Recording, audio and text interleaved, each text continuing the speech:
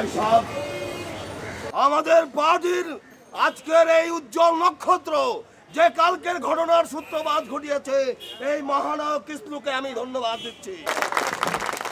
আমি চাই কৃষ্ণুর মতন অসংখ্য কর্মীর এই পার্টিতে আগমন। আপনারা শিক্ষা গ্রহণ করুন কৃষ্ণুর কাছ থেকে।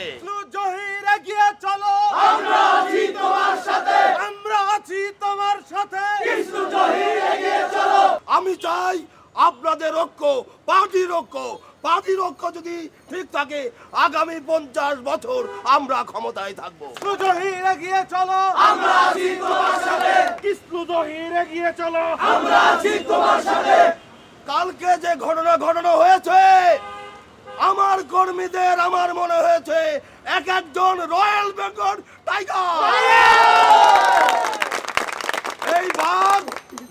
এই বাঘ থেকে সাবধান। বাঘ মানুষ খেয়ে ফেলবে না, খেয়ে ফেলবে বিরোধী দল।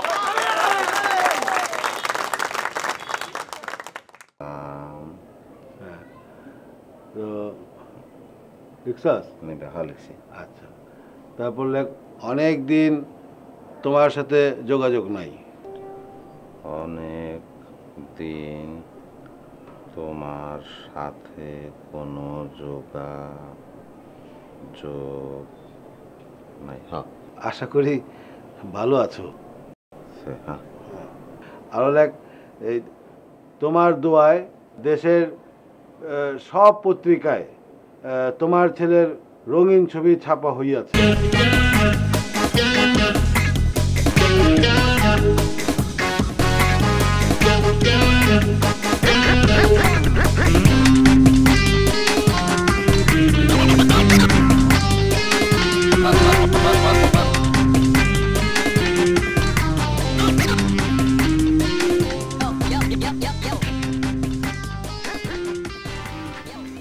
সাহেব, চিঠিটা একটু পড়েন দেখি। কার চিঠি সকিনাবু? আমি কি পড়তে পারি?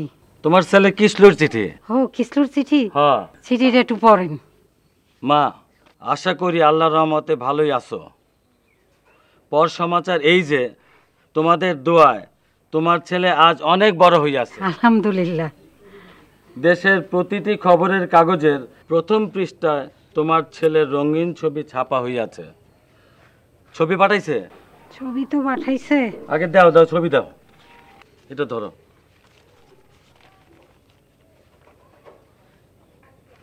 তুই যা তো। আমাদের কিসলু অনেক বড় হয়েছে, দেখছো ছবিটা ঠিক মতো? কিন্তু হাতে এটা কি? আরে হাতে ওই জিনিসটা আছে দেখি তো পত্রিকার প্রথম পৃষ্ঠায় রঙিন ছবি উঠছে। তুমি এগুলি বুঝবা না। ঠিকানা পাঠাইছে নাকি দেখো তো। আমি তো ঢাকা যাই জামু কিসলুর সাথে দেখা করতে, ঠিকানা তো দেয় নাই। এরপরে যদি সে চিঠি পাঠায়, সাথে যদি ঠিকানা পাঠায়, তুমি সোজা আমার কাছে আসবা। আমি ঢাকা গেলে কিসলুর সাথে দেখা করবো। তোমার কপালটাই খুলে গেছে সকিনাবু, আর সেই সকিনাবু থাকলা না তুমি। যাও।